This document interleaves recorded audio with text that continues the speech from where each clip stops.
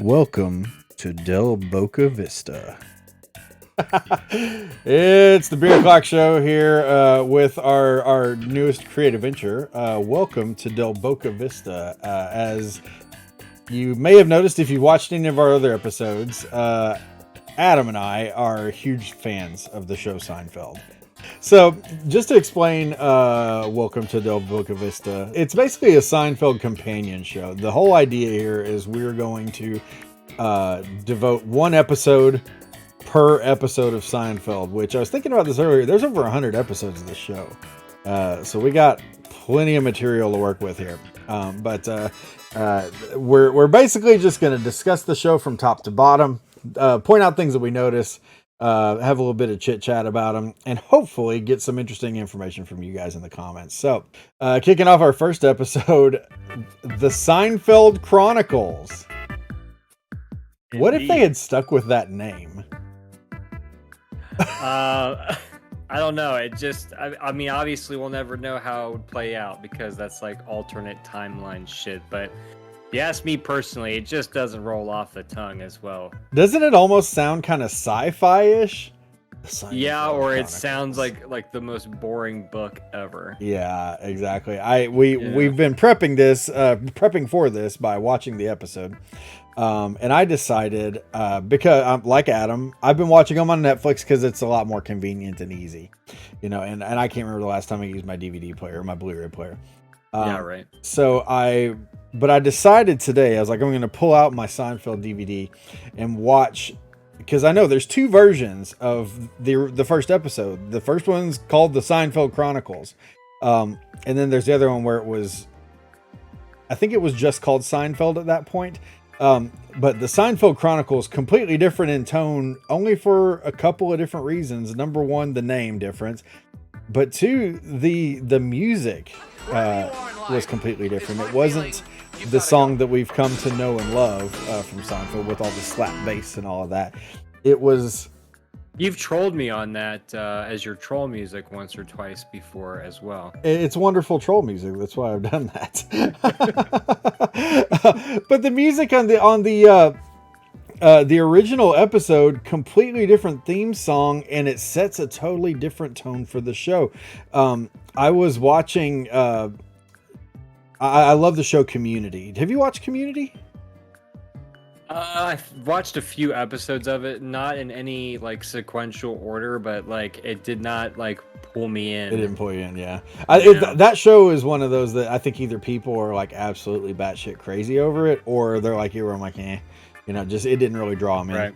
Well, the creator, he was on this other show that I was watching, and he was talking about how, like, when he gets a show going into editing, the editors typically will try to throw in some kind of like kooky music to punch up scenes and all that, and he's like, no, I don't want any of that. I want you to just edit it completely devoid of any of that stuff, show me that cut, and then you can go back in and add music. And I thought, I was like, that's pretty interesting. And then he basically went on to describe that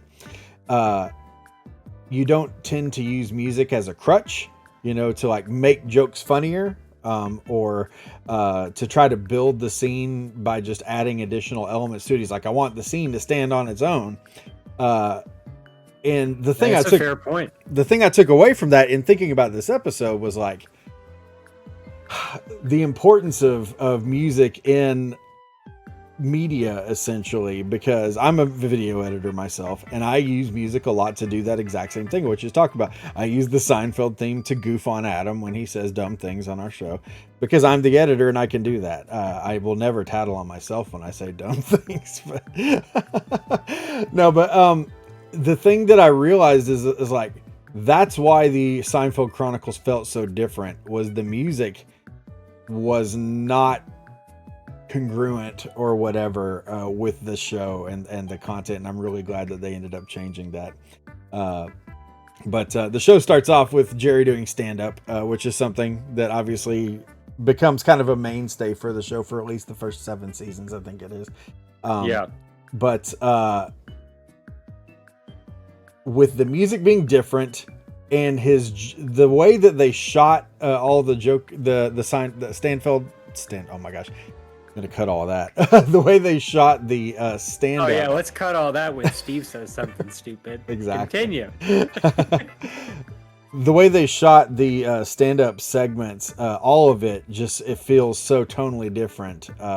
It really does. Like there's like shots where it's like from like behind his back, so it's like looking out into the audience and stuff. Yeah. And you don't see that very often in any of the others. It's always like from just an audience perspective only. Exactly. That was actually something I put in my notes over here. Is I was like, I don't know that they ever did that ever again in the show.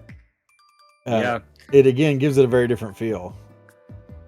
For sure. I did think that what I have written down for that is that throughout this episode, which I'm sure that we'll talk about, I feel like, and even through the first couple, maybe even the whole first season, I feel like they rely on Jerry's stand-up to set the tone of the entire episode, because it's just revisited so many times. I feel like in this episode, he has like stand-up segments. There's like 3 of them in between the beginning and the end, because the normal ones you get like the beginning setup and then you get like the recap at the end. Well, this one, like as the episode progresses, you get there's like stand-up other scenes. Well, and what's interesting too is like the stand-up segments are so much longer than they did, and it's interesting because, and I don't know if this isn't something I researched behind the scenes or anything, but like the stand-up segments were so long.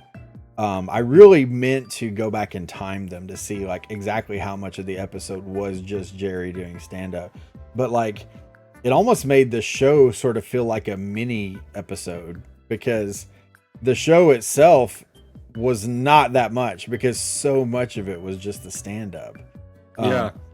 But at the same time, when Jerry and Larry started out making the show, the whole idea was to essentially show where stand-ups get their material from. Maybe that's why that was that way. But I don't feel like, even past this first episode, I don't feel like any other episode had that much stand-up in it. There was a lot. And it's funny because in those segments, and I've watched a lot of Seinfeld. Clearly we have a show about it now here. So I've watched a lot of Seinfeld, but like there will be multiple different points in each of those stand-up segments where I'm like, he's landing the plane and he would just go back up into a whole nother section talking about something completely. I'm like, oh, there's more of this now. Okay. Right. Yeah, I actually have written down, like, was the show just more of a vessel for Jerry's stand-up at this time? You know, like, it felt like the episode just existed as a way for Jerry just to bring his stand-up to a more massive audience, as opposed to it being, like, truly, like, the sitcom is the forefront of the show and, like, the stand-up is complementary. You know, it was, like, totally vice versa. Like, where it was just like, okay, well, I'm just watching a half an hour Jerry Seinfeld stand-up session, I guess. You know, which is fine because it was funny, but yeah, just completely different than the rest, I feel like. Now, I didn't get to watch a lot of Seinfeld as a kid for a couple of reasons. My dad hated George. He thought he was just a whiny, wimpy little turd, which he is. But that's well, he's not wrong. Yeah, but that's why we love George. But he hated George, and my mom thought Kramer was gross. She's like, that guy just grosses me out. So I could not wrong. Yeah, I couldn't watch the show very much growing up, but I remember what I did see of it. The stand-up parts were the parts that I loved the most. Now, I wouldn't say that at all. You know, it's but again, like you'd said, as the show evolved, it was like a couple jokes at the beginning, a couple jokes at the end to button it up, and then it was just the show in the middle.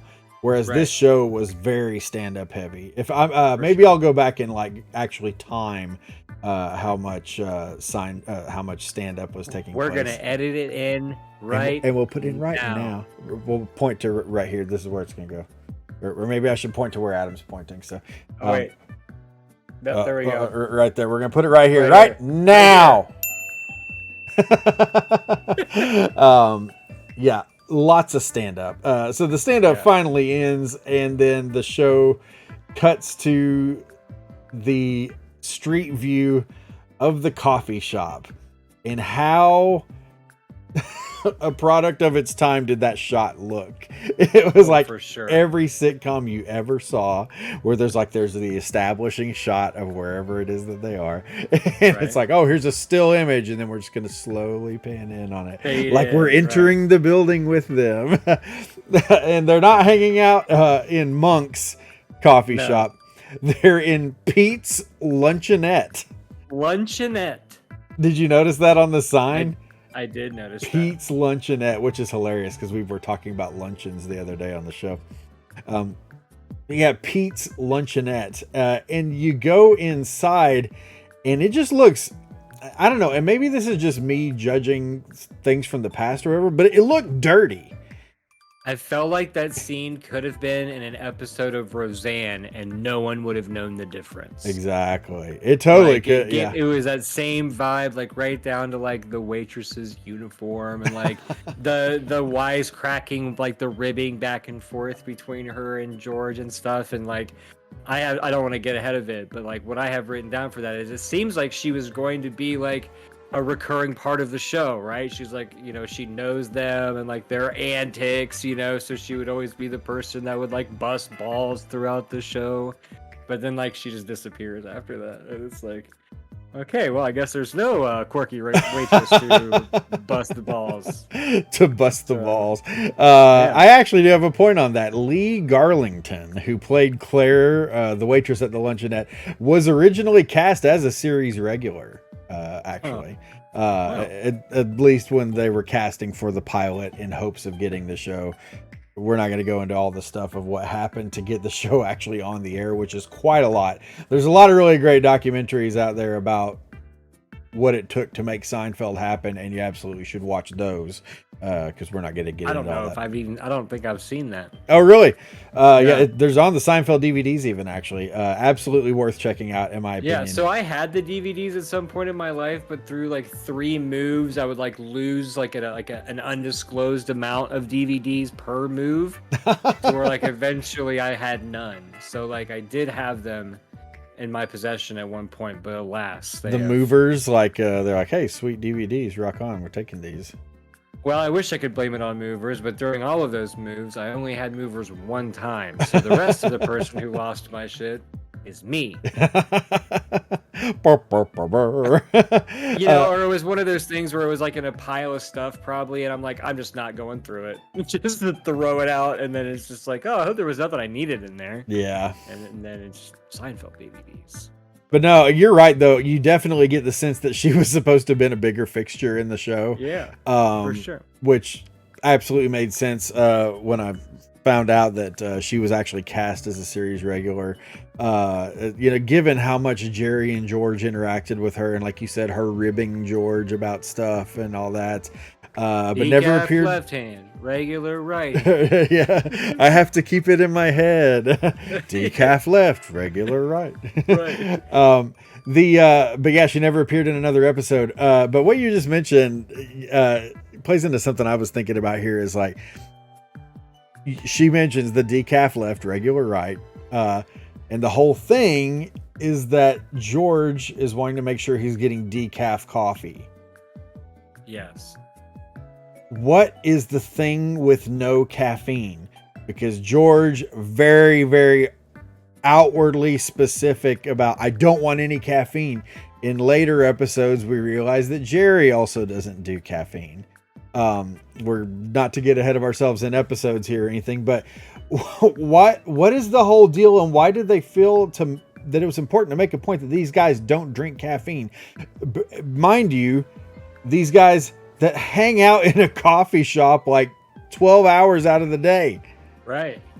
Or anti-caffeine. Anti-caffeine. Where does that come from? Like, I have no idea. Yeah, I have no idea what that is. That's actually a really good point. I never even made that connection really about Jerry later, like when he doesn't realize that he's had caffeine and it like puts him in a great mood and all that. Yeah. But yeah, like when I guess I just figured that George was just always so high strung all the time already that like the caffeine would just put him over the edge, you know? You know, oh man, you just triggered another thought in my mind. The episode where George is getting the massage. He's getting the massage Yeah. from the guy, and the Yeah. guy's like, "You're really tense or something," and he says, "Coffee, too much coffee." So is he implying that he now is drinking caffeine? Drinking caffeine, yeah. I don't know. Maybe that's it. Maybe they evolved the characters or something off page, but or it's just a hole in the plot. But like, yeah, I thought it's so strange that it's like, why make such an effort to show that these guys don't drink caffeine? It just seems so strange, and especially for people that hang out in a coffee shop all the time, because Right. you know, like Friends, they also hung out in a coffee shop. Much crappier show, but yeah, But they all drank coffee. but they all drank coffee. Balls to the Yeah. wall caffeine. So. And they do get, like in Seinfeld, they do consistently talk about getting coffee, like at the hospital, like after George's wife, passes away. I feel like spoiler warning, but my God, if you haven't seen it by now. Shame on you. Why are you even You know, watching this show if you don't know that fact? And then the first thing that they say is like, "Oh, you want to go get some coffee?" Go get some Like, coffee, yeah. Yeah, like coffee's just such a fixture, but yet I don't do caffeine. Yeah, That is strange. But they were probably like, there's not going to be any two losers that really evaluate this enough to really find this out. So we could probably put it through. It'd be okay. We're like the Trekkies of the Seinfeld world, you know, where they analyze like every little minor plot point and thing that's said in the show, and we ask them about it at conventions and stuff. Oh man, how great would it be if there was Seinfeld conventions? Maybe there are. I mean, I don't know. I've never heard. There has to There be. has to Right? be. There's the Big Lebowski convention. Like there has to Right. be a Seinfeld convention, but There has to be. man, I would love to do that. We're gonna If have to look into anybody's that. been to a Seinfeld convention, let us know in the Leave a comments. comment. Make sure you like and Because I subscribe. want to know. while you're at it. Pictures, please. Yeah, we're gonna have to get to that if there is one. My gosh, dude. Oh man. Yeah, the no caffeine thing that always got me. Is just like, why? What is the deal? Are you a coffee drinker? I mean, to a degree. If I'm never a person where I'm like, I have to have it. Mhm. Like I'll drink it, but then like when I do drink it, I'm like, I'm putting the sugar in it, and I'm putting the cream, and ooh, is this French vanilla?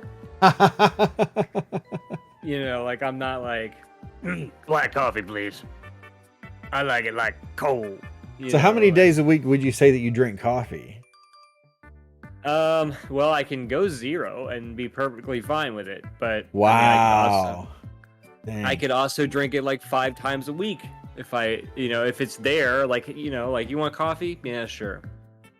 Well, I'm absolutely never, a coffee lover. I don't think I'm a coffee holic or anything. It's nothing where it's just like I'm gonna go ape shit if I don't have coffee. I'll probably be a lot less happy and a lot less functional if I don't have coffee. But I do drink coffee every day. I drink a couple cups a day, or maybe even more, depending on what I'm doing that day. But I really like coffee. But I kind of feel like me and coffee have a relationship in that like coffee should be working for me as well. Like I don't really feel any draw to drink decaf coffee because it's like, well, I'm not getting that little bump that I get from regular coffee. I guess I should be getting the full service here, I agree. And I don't know, maybe that makes me. Decaf coffee is an abomination. Am I a coffee poser because I won't drink decaf coffee? Well, it's not that I won't drink decaf coffee. I just don't feel any draw to drink it. I think that makes you more of a hardcore coffee person if you refuse to drink decaf. Maybe that's it. And I am a black you're coffee not any guy. less of a cigarette smoker by only insisting on full flavor. Full flavor. You know what I mean? If anything, that means that you're the most hard ass. George, I don't know anything about how long of a span there was between the pilot episode and the second and third and fourth and fifth. Yeah. Right. But like George had a lot of hair in this episode. He did. And he also, which I have down, he also wears a hat. And he doesn't wear a hat very often in the rest of the show. Unless it's like a gag. Like when he had like the Indiana Jones style or what Panama Jack hat, I think is what he said. But he never has it because he wants to wear one. Exactly, yeah. Or he wears the cowboy hat because of the hair cream that smells terrible. But From the Chinese hair cream. Yeah. And he's like wearing a Scully hat too. It's like the Boston kind of like the Peaky Blinders hat is what it can be referred to as, but he's wearing like that style of hat, which I thought was an interesting choice. Yeah, we'll talk a little bit more about George's clothing choices, I guess, here in a little bit. But yeah, I just thought that was interesting. Of like, wow, man, George has a lot of hair in this episode, and then like literally the next episode, it's like, whoa, where'd all that go? You know? It's almost like in the editing room, they were like, we just want to make him more, like bald, easier to make fun of. We need one more thing to weaken this guy. Yeah, right. How can we just emasculate him further? Let's take more of his hair away. Right. Thanks, nature. Exactly. Yeah. Thanks a lot. Appreciate it. Appreciate that. Yeah. Life has a way of screwing us like that, doesn't it? But it says you with your full head of lustrous locks over there. But that's all I've got, man. That's all I have. What's underneath this beanie, or like better yet, you know what's not underneath this beanie. I think I've mentioned this before, but I went home for a high school reunion, and it was the quarterback of the football team. I played high school football as well. I was a lineman though, but the quarterback of the team is a guy that I had known forever and have been friends with forever, and he had clearly kind of got like the runways going on, it wasn't bad. It wasn't bad, but like you could tell the guy was losing his hair, which it totally makes sense. I think his dad was pretty much bald and stuff back in the day, but he walked up to me and he was like, bro, you got a freaking movie star hairline. And I'm like, thanks. What does that mean? I don't know what that means to this day. I didn't even know what. I didn't even think to ask him in that moment because I'm like, I don't even know what that means. Yeah, dude. Is that complimentary? Is it derogatory? I don't know. Yeah, I don't know how to feel about it. Either way, I'll take it as a W. I have so movie star hairline. Yeah. I don't know why, but that comment will follow me forever just because it was like one of those things he said it, and I'm like, I don't know what the hell that means, but it's something that is so strange that I will never forget it. And it was so unexpected too, because it's like we hadn't seen each other in what was it, 10 years, I think, at that point. So yeah, that was pretty wild, but enough about my hair. Like you have that in your strengths column on your resume. Right. Like, movie star hairline. Clack, clack, clack, clack, clack, clack, clack on the keyboard, yeah. Also proficient in Excel. Well, Steve, I've only got one question for you. When can you start? When can you start? How much can we pay you to work here? Just write down a number. Any number on this piece of paper. Yeah. I liked how, and I don't know what it is that's satisfying about this for me, but like they started this episode off with the discussion about the button placement on George's shirt, which is the almost word for word, the last line. I mean, excluding the little, epilogue thing at the end of the show, but the last line of the show in the final episode, they're discussing the button placement on George's shirt. I don't know why, but for some reason, when you see like callbacks like that, I'm a big fan of a good callback. But so the plot begins. They're talking about Jerry's friend coming to visit, who's a lady. Apparently, he met her in Lansing. I think he said he was on a touring in Lansing or something like that. So they get into the plot here, and they're talking about Jerry's friend coming to visit, and it may be because I know what George becomes as you go into the show, but in what universe is George Costanza a believable relationship guru? In no universe whatsoever does that exist. Yeah, because like the entire show is him nitpicking every little thing about everything. Jerry's friend that's visiting and Jerry's actions and reactions to the things that she does and says. Yeah. And it's like, I think even disregarding who George Costanza turned into as you go into the show, there is no way that this guy is any kind of relationship guru or anyone. It's like, I mean, just look at the guy. Right. He's no ladies man that's like, oh, I know all the ins and the outs of male and female relationships, and he's critiquing everything about Jerry, and the whole time I'm watching, I'm just like, what? Like, she doesn't have to call but she might call, or however he breaks it down. Like, I have written down like the very first conversation with George is like you can tell that this is Larry David speaking. This isn't George Costanza. Like, this is Larry David. This is Larry. Like, in the moment, you know. Like, it's just, I get very much Larry David vibes from how he talks about all the phrasing and like the body language that's different, and like it's just very like, who sits around and thinks about this shit? Like, yeah. Like like mannerisms of people and what they could possibly mean. Like, Larry David sits around and thinks about that shit, and so it was just very, very Larry to me. Very Larry. Yeah. Yeah, like you, I too feel that I identify more and more with Larry David with each passing day. Every day. Every day. It's just like I'm becoming him. I don't even necessarily do and say the things that he does and says, but I definitely think them. In my mind, I'm like, boy, if I was just in like 10% worse of a mood, I would probably be saying that right now. Oh, for sure. Yeah. Like, one scene, not to completely jump ship and go to Curb Your Enthusiasm, but one scene that just really resonates with me from that show is that he has like a flat tire in his Prius, and he's standing outside in a busy street, and he's like, starts out at $20 for somebody to change his tire, because, you know, obviously Larry David has no idea how to change a tire. I mean, why would he, right? Is that the one where his wife cancels AAA? Yes. Okay, yeah, I remember that one. So he's like, all right, fine, $30. And still, like, no one's even acknowledging his existence.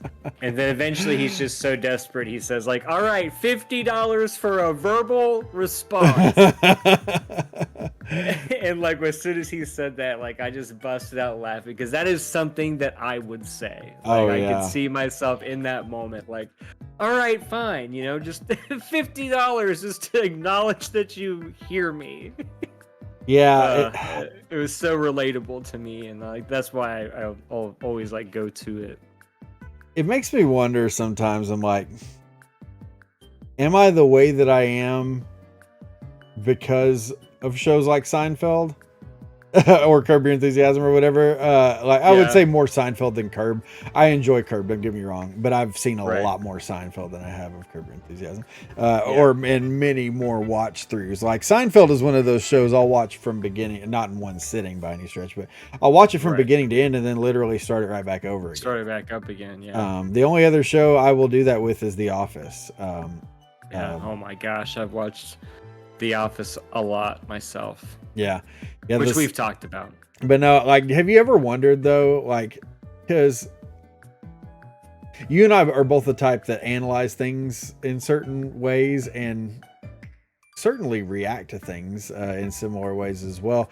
And I wonder how much of that is due to the influence of shows like Seinfeld. Because I think part of why I enjoy this show so much is I'm like, this is 100% the sort of way that I think about things. Even if I'm not like as dysfunctional, antisocial as the Seinfeld crew is, like, I will analyze and overanalyze things to the point that the Seinfeld peeps do, you know? Have you ever wondered that? Where you're like upstairs in an apartment switching out somebody's answering machine tape? because because you're so ashamed of what you said on it that you can't even bear for them to hear it, so you come up with this elaborate ruse to get into their apartment. I don't know that I've undergone any capers as a result. But I mean, like, you know, just analyzing it to a point like, this is the only option. The only option. I have to do this thing. I have to do it. Yeah. Oh my gosh. Yeah, I don't know. I've questioned though, like, or I think really more with me is I'm just like, yes, there are other people that think this way. So I almost maybe kind of feel emboldened. Good, it's not just me. Yeah, because it's like, hey, I'm not alone here in thinking this, you know. Millions of Americans identified with this show, obviously. Yeah, I don't know. Thank you, Seinfeld, or maybe I should say I hate you, Seinfeld, for making me who I am. But I am, and I really feel like the show kind of played a part in that. So they take off to the laundromat after discussing the what do you call it? Jerry's friend coming to visit, and George saying over and over again that she's definitely not gonna visit him, and Jerry being like, "What the heck?" and whatever. Then they take off to the laundromat. Yeah. He's like, this is the most boringest moment of my entire life when he's watching the laundry spinning or whatever in the dryer.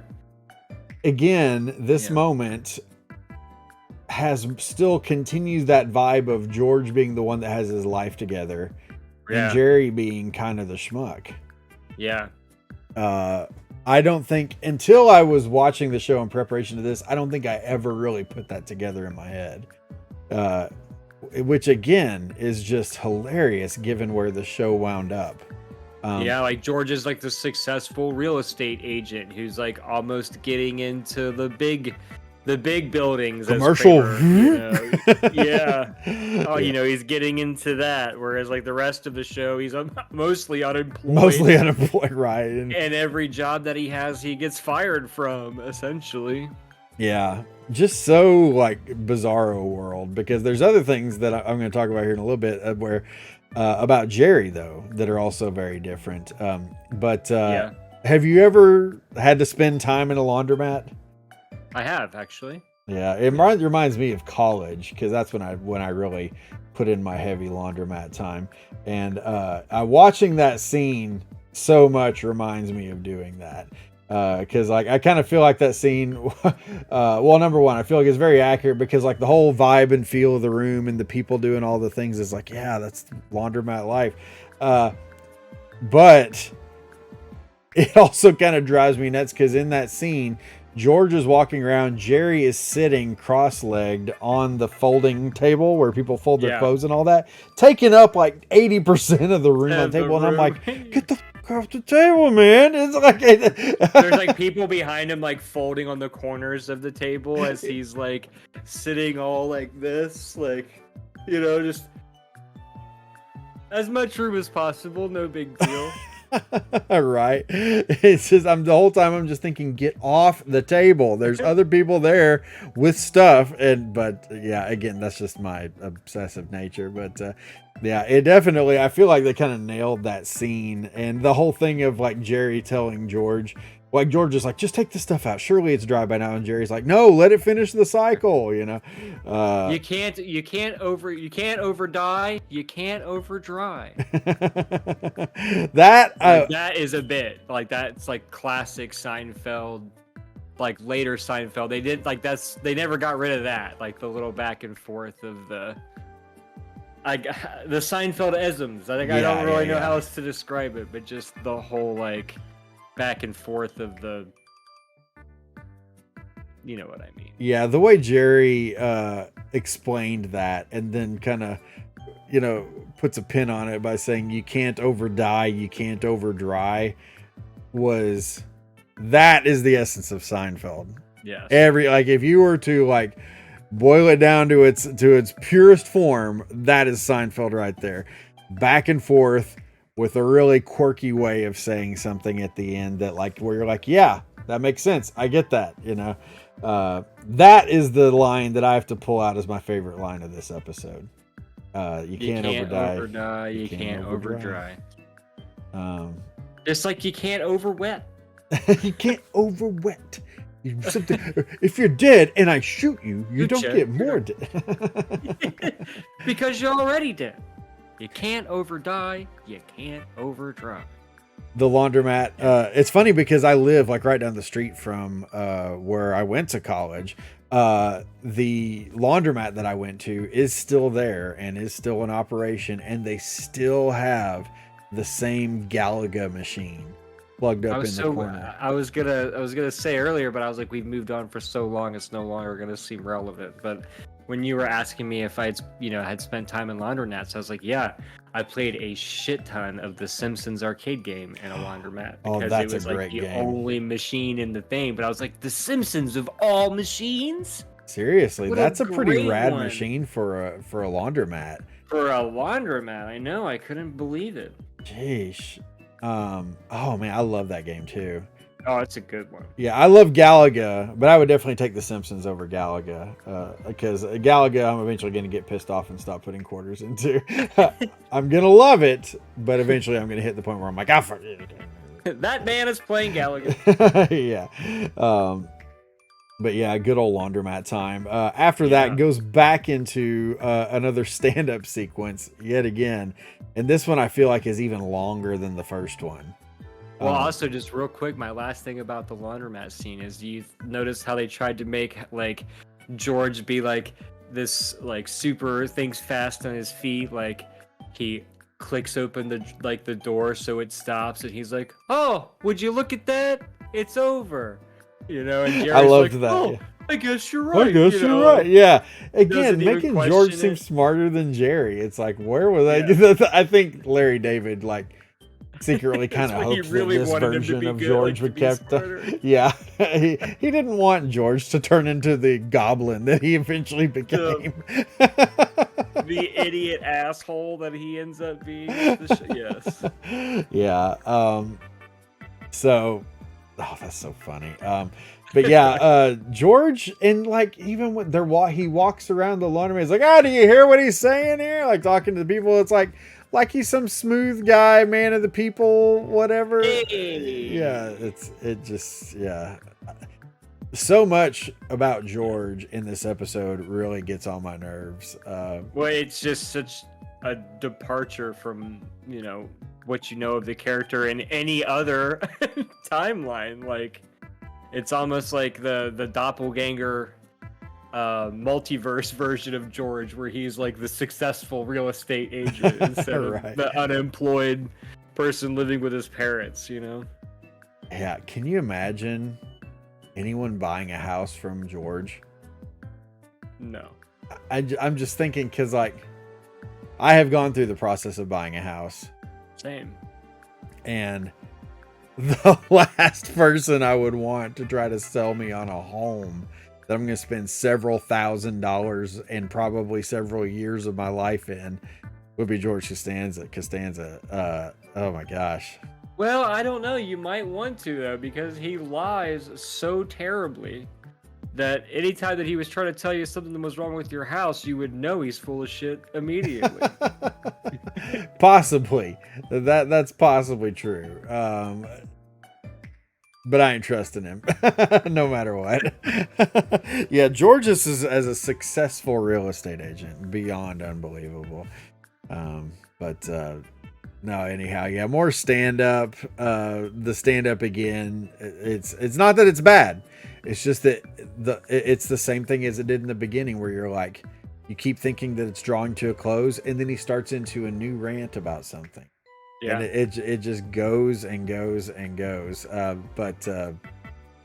really don't have anything else to say about that scene. That, though, is the scene where I think it shows the view from Jerry looking out into the crowd, the audience, which I thought was really interesting. It almost made the show seem like it was trying to be cool a little bit, which I don't think Seinfeld ever really tried to be cool. I don't think Jerry Seinfeld has ever referred to himself as cool a day in his life, probably. Right. And he strikes me as the kind of guy, too, that like when he sees someone or something trying to be cool, yeah, he immediately goes, yeah, exactly. Yeah. Because that's what I'd do. Yeah. But it almost felt in that moment that it was like they're trying to make this like a cool nightclubby sort of feel almost. But yeah. I don't know. Well, I mean, I don't know. They have to explain somehow how Jerry is like the beyond the most wealthiest of them all in the show, right? He's always got like thousands upon thousands of dollars all the time, and everybody else seems to be broke as shit constantly. And it's like, how much do comedy gigs pay? I mean, the whole point of this, I thought, was to show how, like, the comic lives in New York in his semi-crummy apartment, but he's like buying his parents a Cadillac, whatever, and then buying it back for $9,000 more than he paid for it, or whatever. Like, it's just little things like that. Like, damn, the comedy scene in New York is. Well, he does mention even in this episode about touring nationally. Yeah. Which the touring I only know this because I'm kind of fascinated with the whole comedy thing, and like I've watched and listened to other comedians that have commented on this and stuff like that. But like if you're touring nationally, you're getting to the point where you're starting to make some money. Not necessarily big money, but Right. where you can live at least. But so yeah, but what you said there triggered a thought in me though, is that like they definitely presented Jerry as someone who was very successful. Yes. I mean, always had money. as time went along, not so much in this episode, but yeah, as the show goes along, Jerry's always got a lot of money. Did that happen, or did they portray it that way because that's where Jerry was in real life? Because at that point, it's like the line between fictional Jerry and real Jerry are kind of getting more and more blurred. You know what I'm saying? Yeah, so like when he, was on the verge of becoming famous at the time, he was living in a studio apartment in New York and, pretty much going to the coffee shop and working at the normal nightclub or whatever, like the local nightclub and stuff. That was his life before everything changed and he got the TV show gig and all that. Yeah. Was on the Tonight Show and, So this was supposed to be pre-famous Jerry, only as famous Jerry. Right.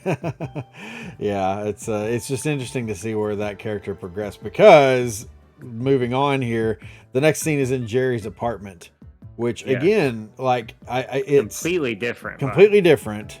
Absolutely different. Number one, but number two, kind of like was it Pete's Luncheonette as opposed to Monk's Coffee Shop? Pete's Luncheonette, Jerry's apartment, both a little dingy looking, if you ask me. Yeah. Not that his apartment was anything spectacular in later episodes, because and they even kind of joke about that at one point, like why doesn't he get a better place? But like this apartment looked again kind of, I don't know if I'd say dirty, but just dingy looking. I think like the lighting has a lot to do with it, just because like it's like dimly lit in there, and it just like the walls almost look yellowish because of like the dim light, and like it's like believable that Jerry's chain smoked in that apartment for 15 years, going. And outside in the hallway, like you don't see Kramer's door. It's like a painting, and in the painting, like that light, it almost looks like the hallway's like dirty, like because of the cream color and stuff like that. So yeah, I guess that could be it. You're right, the lighting definitely is that lower, almost kind of yellowy lighting, which maybe that's kind of what contributes to that whole dingy sort of look or whatever. Yeah, it just doesn't look very well lit. Whereas like Jerry's apartment later, it's like almost like hospital lighting in there. I feel like. Right. And I don't know if this stuck out to you at all, but like every time I've ever watched this episode, going back to the very first time I saw it, it goes in there and Jerry's sitting down on the couch getting ready to watch the Mets.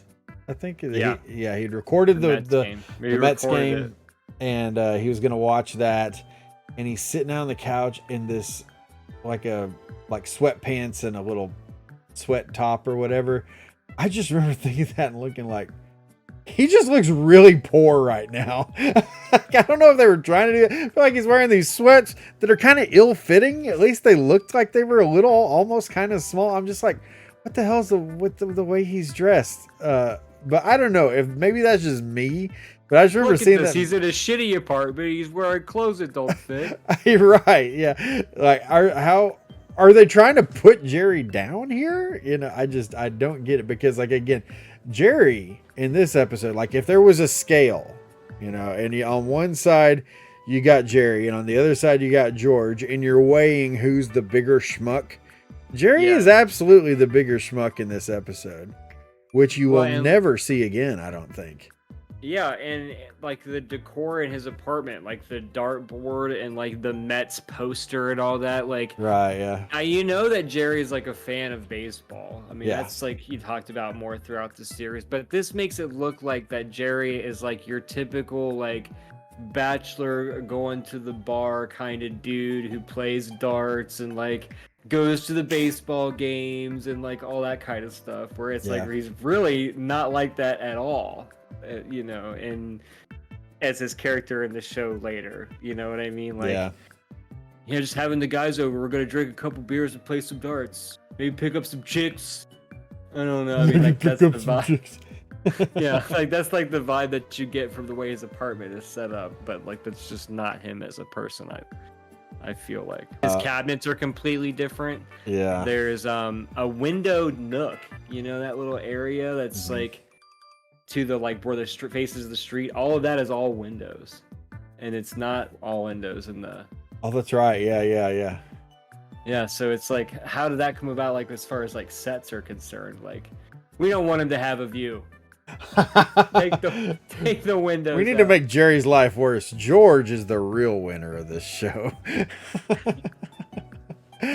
Yeah, man, they really just butchered his character from his inception. Like, I can only imagine, like you said, like Larry David, like this is my chance to finally be better than everybody that smited me in my life. And he writes this character, and they're like, all right, well, we're gonna have to change it and make him an asshole idiot. Well, then Kessler comes in, ruins the Met game for Jerry by telling him that they lost, and begins the long-running process of bumming food off of Jerry. Obviously a staple of the show. But yeah, Kessler versus Kramer.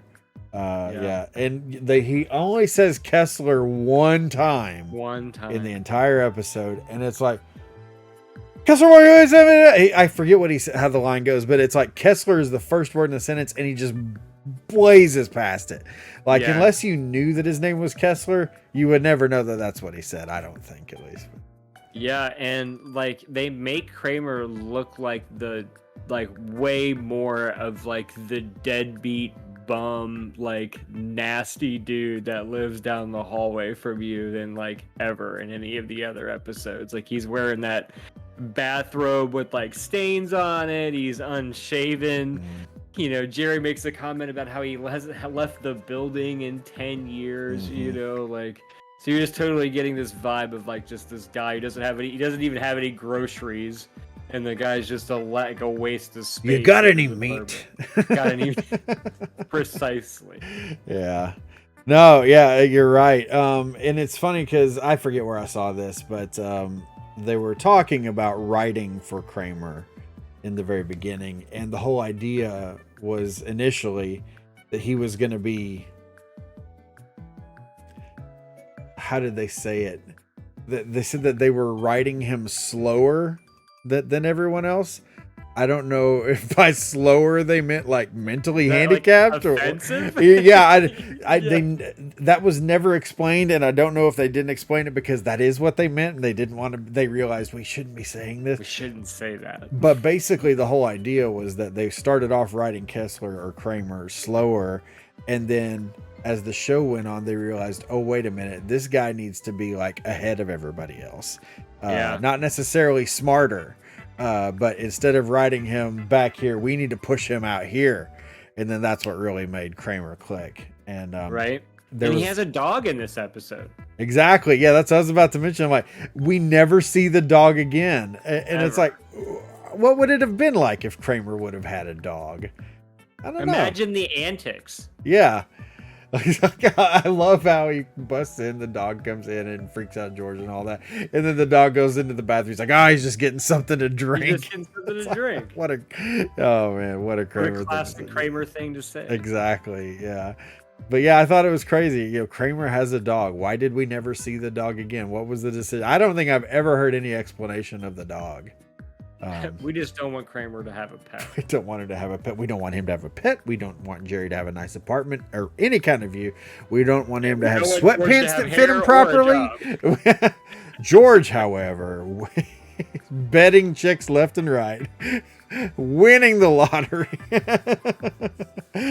eating sandwiches while having sex. Yeah. Oh my gosh. Yeah, that's too funny. But okay, so then eventually after this, they start the next scene. They start moving in the bed. Oh, I'm sorry, I skipped a point here. We need to talk about actually. Jerry gets the call from his friend, from the girl. Basically saying, "Hey, would you be all right if I come and stay at your apartment or whatever?" Yes. How, putting yourself in Jerry's shoes, How would you react to this phone call? Like if I got a phone call from a chick that wanted to know if she could stay at my house.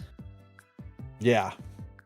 I And feel like a chick that you're interested in, because that you I'm can tell. interested in. Yeah. You can tell. Well, I feel like I am such a weak pushover of a person that even if I wasn't interested in the person, I would probably be like, yeah, sure, you can come over and stay at my house. That's fine. You're I just don't a want nice to hurt your guy. feelings. My- Yeah, I would definitely oblige. Yeah, I think the average guy, especially after being told they had no chance with this girl, by their almighty relationship guru friend George Womanizing, Costanza, right. yeah, Right. getting all kinds of strange left and right, but I think any average guy, after going through all that and then getting this call and hearing that they want to stay at his apartment with him, would basically do whatever this woman says. For sure. That's my thought, at least. So, cut to the next scene. They're moving in a bed for her.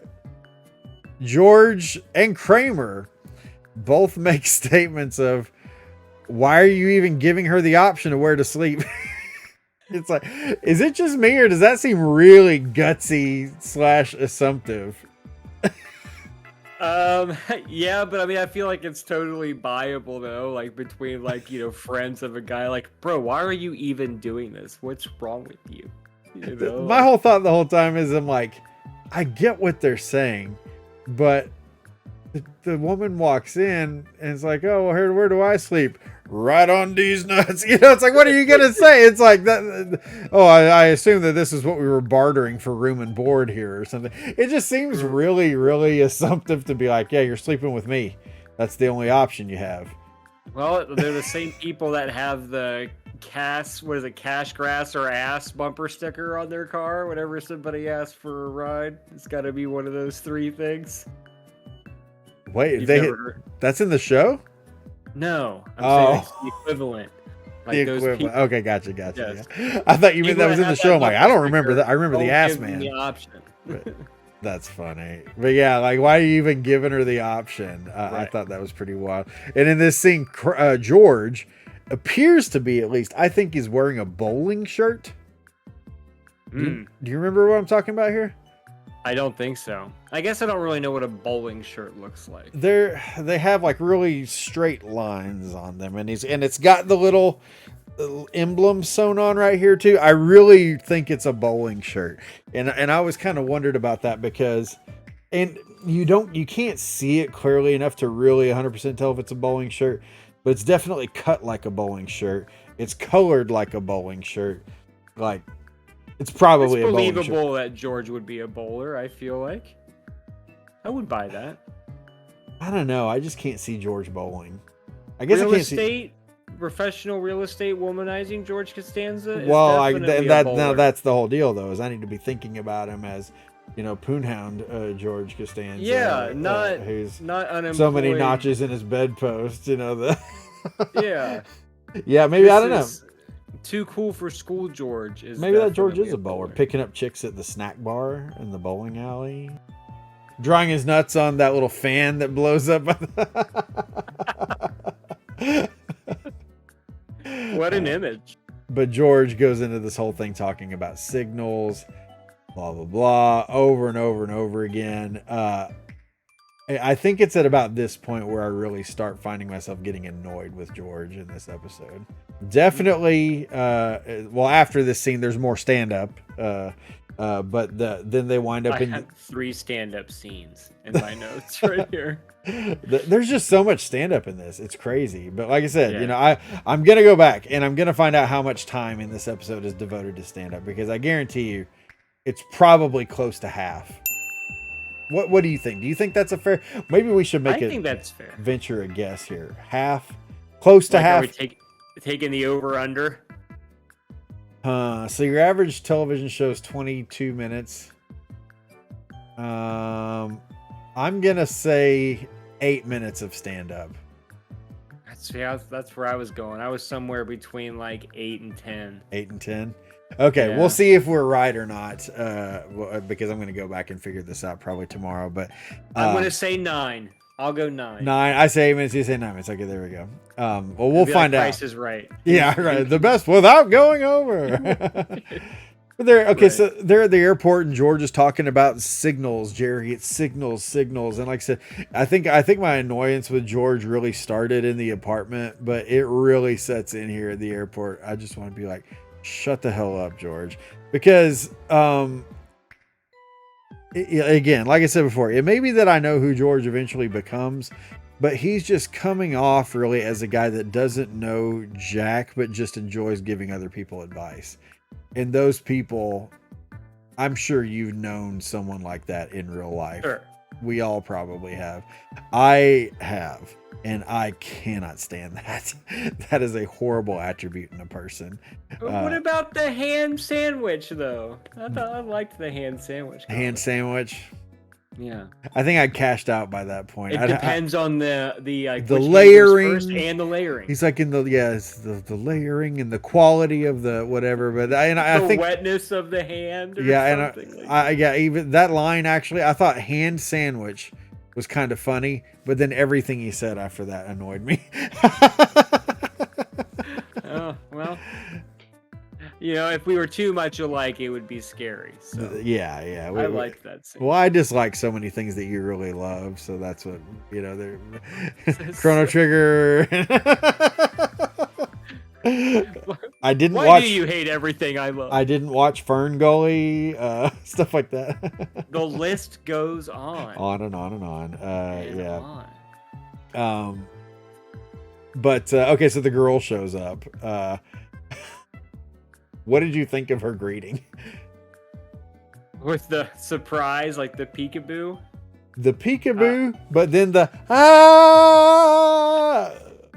George is like, I have no idea. Yeah, George is at a loss for once. I don't know. If that was somebody that I was meeting for the first time, it would probably be very off-putting.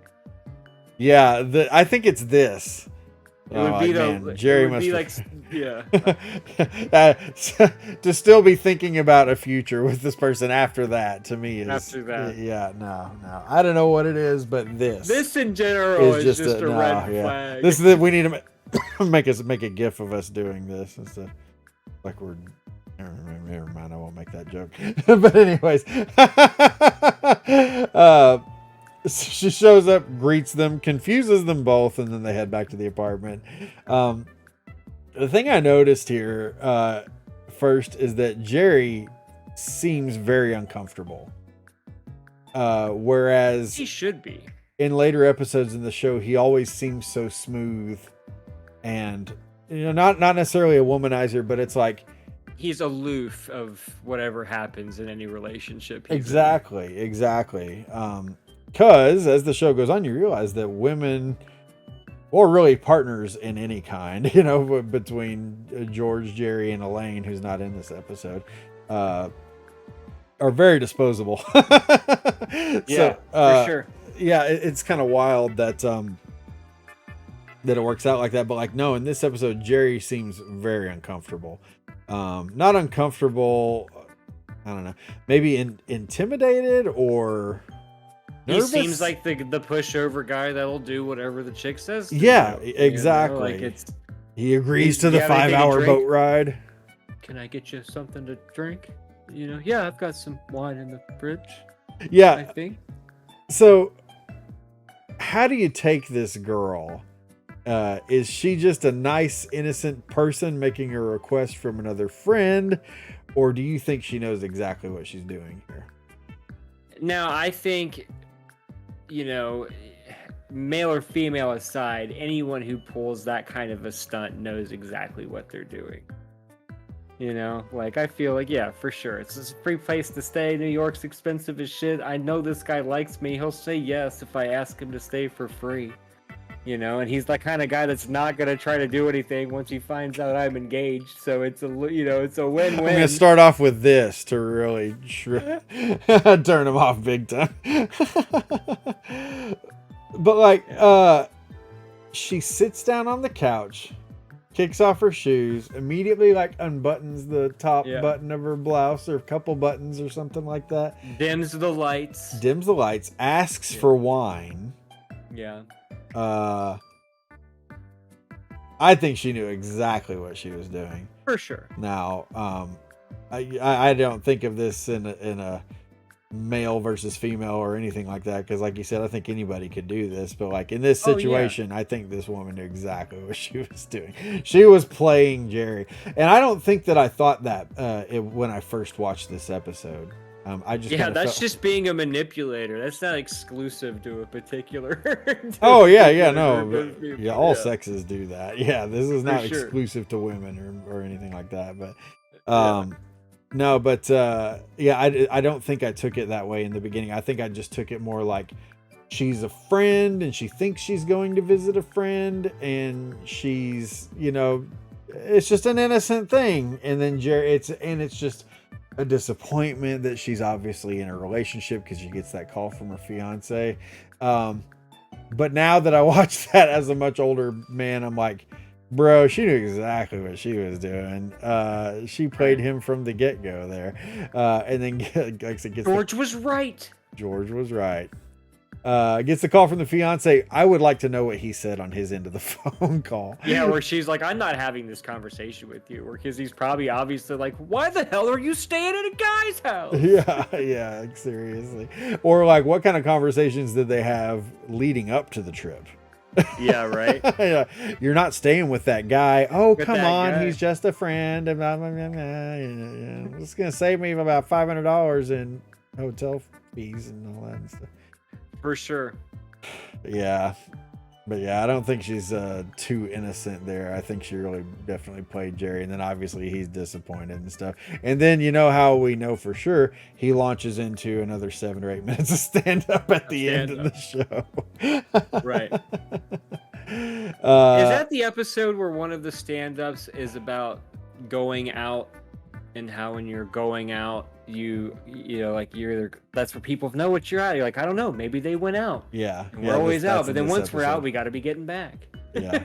Like, I thought that was so true with the whole, like, once you're out, you're always thinking about, like, well, we can't do this or this because we got to be getting back. Like, but it was before, it's like you're getting dressed to go out. Like, it's such a relatable observation. Yes, that's right. You know how I solve that problem? I just don't go out. I just don't do anything. I just stay here home all day. It's like, thank you, global pandemic. You're living the dream, Steve. You don't broke feel bad me about that. of my habit of going out, because now I don't ever go out. But Lucky. so that's the end of the Seinfeld Chronicles. If you were to rank this episode, let's see, out of 10 Ovaltines, I'm just making that up right now. How many round teens? How many Ovaltines or round teens would you give this episode? I feel like I've got to give it bonus points just because this is like bizarro world Seinfeld in comparison to how the rest of the show is. Yeah. Every character is radically different, and there's no Elaine. And Yeah, boy, do you realize how much Elaine adds to this show, though? for sure. Big time. I like us with Elaine. Yeah. Every group has that one, the friend that they make fun of. Yeah, I feel like and that's in the same breath, you can't really judge it with the rest of the show because it is so different. Yeah. I would give it a 4 out of 5. 4 out of 5?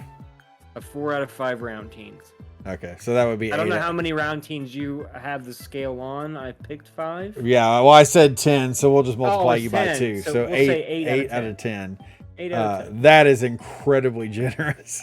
Okay, 8 out of 10, that's like the Puerto Rican day. Yeah, it would be 8 out of 10. But only, not from like a humorous angle. It doesn't have any of my favorite plots or characters or jokes or anything like that. But it is like the inception of how all of that comes to be, like the show about. So nothing. okay. So you're giving it all kinds of extra bumps based on things that have nothing to do with the episode. Okay, so just pure, like, did this episode make me laugh a lot?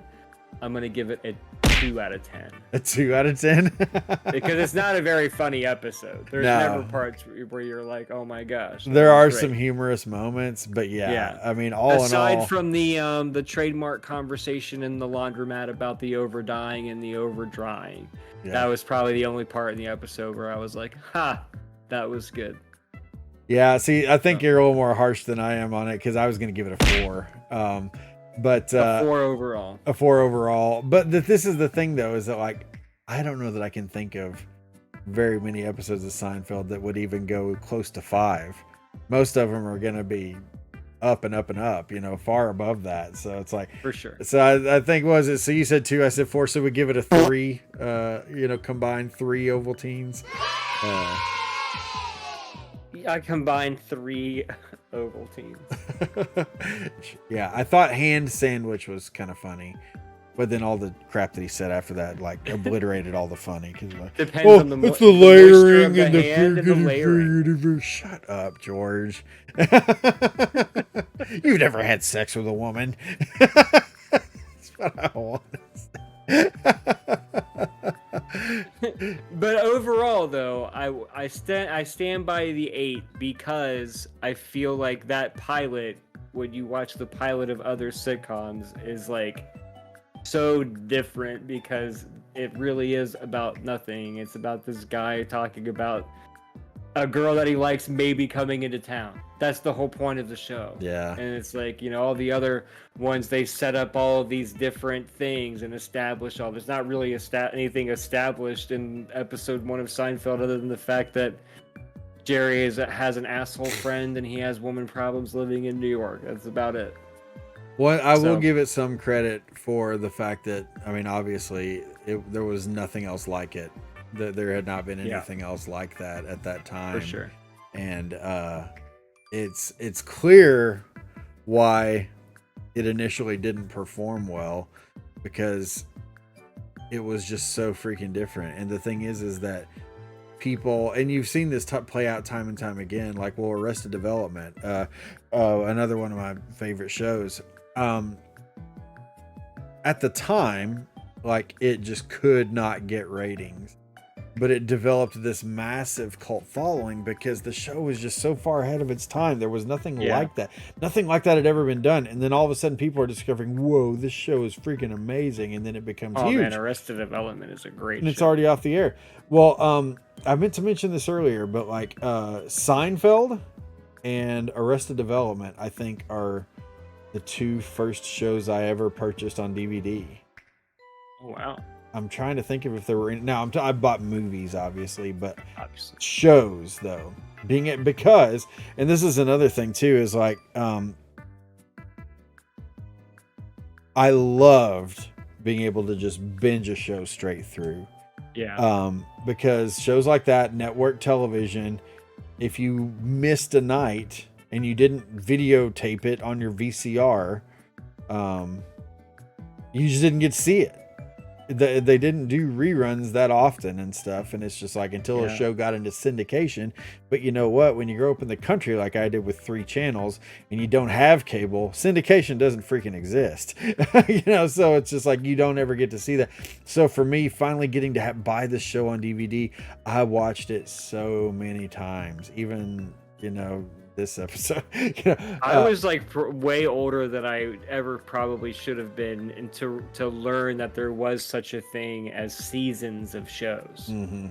Like, I had no idea that was even a thing growing up. Like, I just thought that people just made shows and then they just were on and then they weren't. Like, the concept of like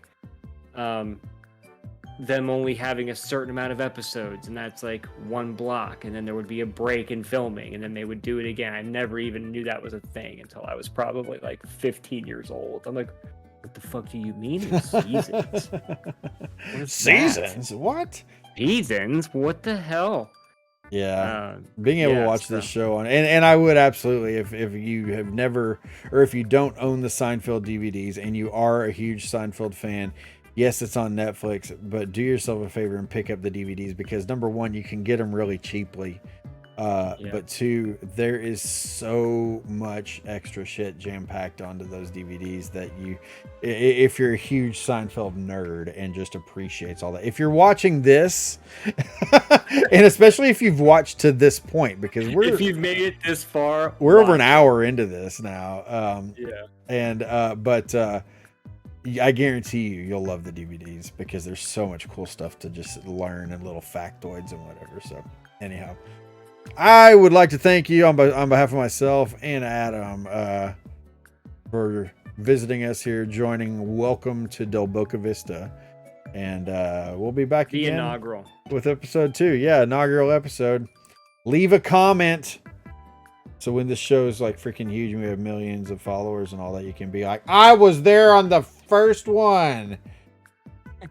And you have no idea the amount of internet fame and clout you will receive by being that sure. person. Yeah. So don't hesitate and drop that comment. You'll get more poon than George Costanza and the Seinfeld Chronicles. Save some pee for the rest of us. All right, guys. Thanks for watching. Hoochie Mama! Hoochie Mama!